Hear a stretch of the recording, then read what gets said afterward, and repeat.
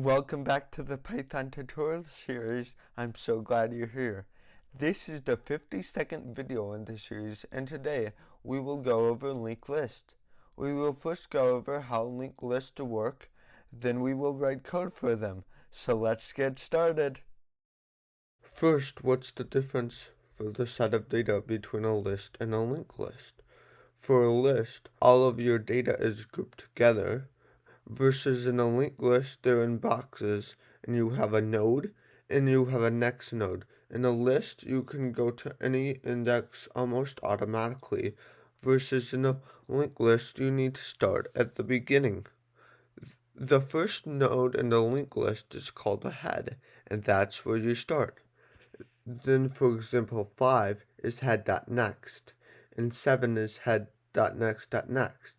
So each node has a next node, and the last node has a node called none. Now that we know an overview of linked lists, let's go write some code to see it in action. I created a file called linkedlist.py, and I'm going to create two classes, one called node and one called linked list. This way we don't have to explicitly do head.next, head.next.next, head.next.next.next. That's going to get repetitive very fast. By making these two classes, we can make our lives a lot easier. The first class node is only going to take in one parameter, data, and the default will be set to none if there's no data. And remember, self's not a parameter, and you need to call it. Then we'll just say self.data equals data, and self.next equals none. We're doing this because we're adding a node to the end of the list. Then our next class linked list will have no parameters because it will be using the node class. And we're going to create self.head and set that equal to the node class. We're then going to create a function called append that takes in a one parameter data, and this will add a new value to the end of the list. So I'll say new node equals node.data. Then I need to add it to the end of the list, so I need to iterate through the list. So I'll say current equals self.head, and then while current.next is not equal to none, current equals current.next. Then finally current.next equals new node. And that's how you add something to the end of the list. If we wanted to find a length of the linked list, we could create a function called link, and we'll do something similar to before.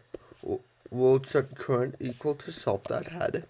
Then we're gonna set index equal to 0, because if there's none at 0, then we'll go through the same while loop again, but this time we're gonna want to add 1 to index each time, so index plus equals 1.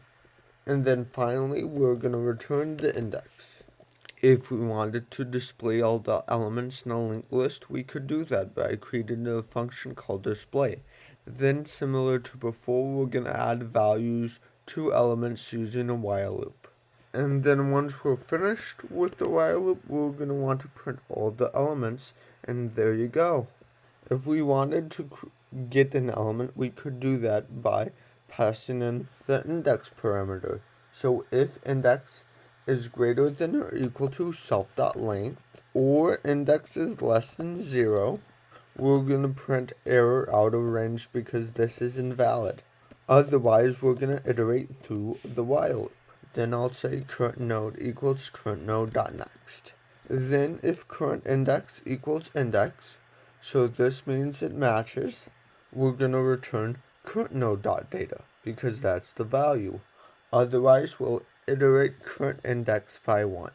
If we wanted to remove an element from the linked list, we could do that by creating a remove function with one parameter index, and it's going to have a similar if statement from before in case it's out of range. And then otherwise it's going to iterate through the while loop. So we're going to set last node equal to current node, and then current node equals current node.next. And then if current index is equal to index, we're going to say last node.next equals current node dot next, and then we'll just return nothing, and then otherwise we'll iterate current index by 1. And that's how you remove something.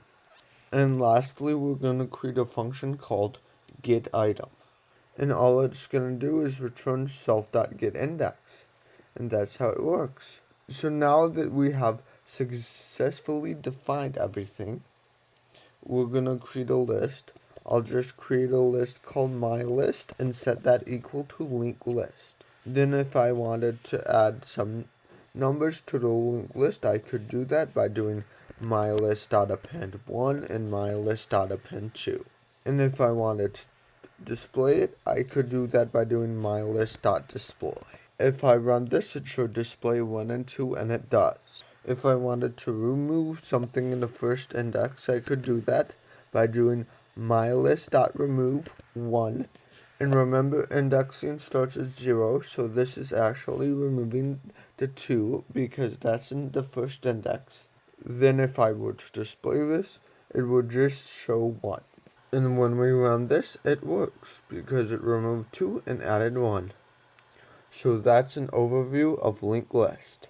Thank you so much for watching. Make sure to follow along with this video series by subscribing and hitting the notification bell, or by clicking on the next video so that you can expand your knowledge about Python. And as always, I can't wait to see you next time.